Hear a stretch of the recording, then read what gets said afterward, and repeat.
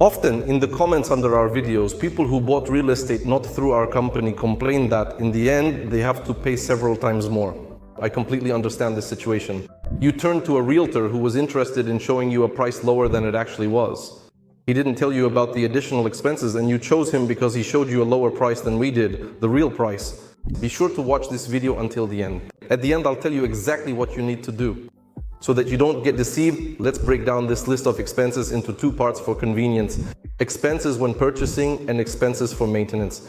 Please don't pay too much attention to the numbers I mentioned because these figures are current as of today. Tomorrow the legislation might change and they could be different. But be sure to pay close attention to these specific expense items so you don't miss anything and end up in an unpleasant situation. When making a purchase, you can check off each item, and that way you are guaranteed not to be deceived. The first expense item is, of course, the cost of your property itself. There can't be any tricks here. This price is fixed in the purchase agreement and does not change over time.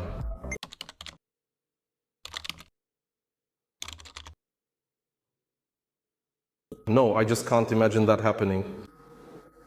Because if the buyer comes to the seller and they discuss everything, sign the reservation form, and the buyer immediately pays the reservation deposit, these are already legal documents. Thanks to them, you can simply block this property in court in just one day, and until the payment is settled with. In this case, the seller simply won't be able to put their property on the market for these buyers and their lawyers at all. That's why this has never happened here.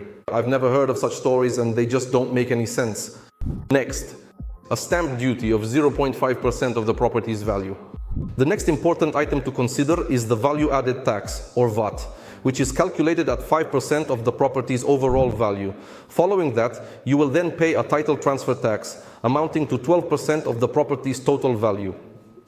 What does title transfer mean? Why is that? Yes, 12%. The title is a certificate of ownership.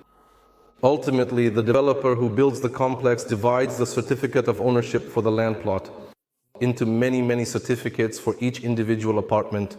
And in the end, the buyer must transfer this certificate to their own name. This way, the transaction will be fully completed and they will be the 100% owner of the property. So, this is the most important one? This is the most important document in this transaction.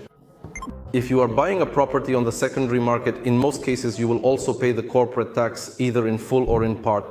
And the capital gains tax in the end is 4.7% of the property's value. And the last item on this list is connecting electricity and water supply from the respective utility companies.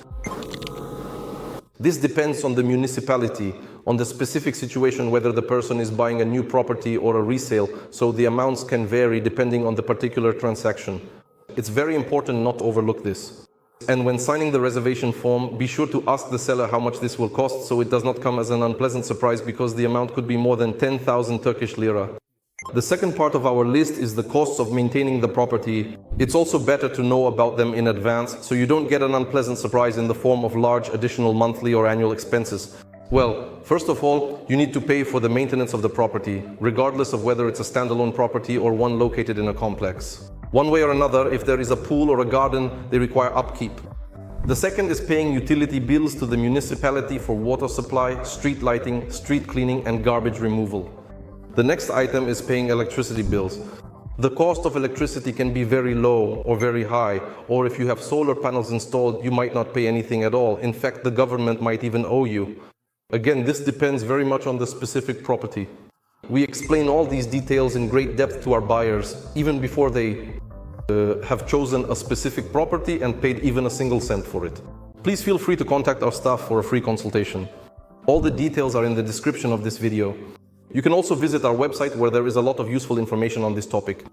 And the last item in property maintenance expenses is the property tax. It is paid either once a year or twice a year. This depends on the municipality, and it can also be proportionally included in the monthly bills.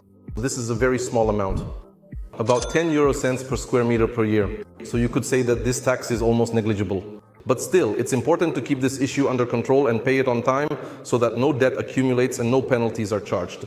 Please write in the comments below this video if you've ever been in a situation where you planned to buy a property for one price as promised by the seller, but ended up paying more.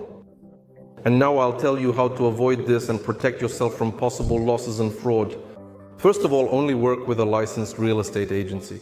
This means it should be a legal entity and one that was established before 2009, because licensing in Northern Cyprus was only conducted in 2007 to 2008, and the government has never returned to it since. And also, let it be a double layer of protection for you. Such an agency must have a professional liability insurance policy, so that if you incur any losses, not only is the agency itself financially responsible to you, but the insurance company is as well, just in case.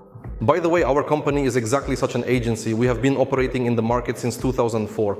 The second thing you absolutely need to do: all expenses related to the purchase and maintenance of the property must be specified in detail in the reservation form and in the purchase agreement. The reservation form must bear the signature and stamp of the real estate agency. If you are filling it out at the developer's office, it should also have the signature and stamp of the developer company. And the contract text must clearly state that under no circumstances will you be required to make any other payments.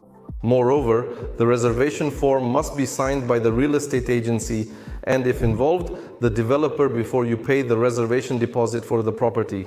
Because there are situations where you pay the money and then almost immediately after that all sorts of nuances and unpleasant surprises start to appear. And the last point: be sure to compare the list of expenses specified in the reservation form and in the purchase agreement with the list.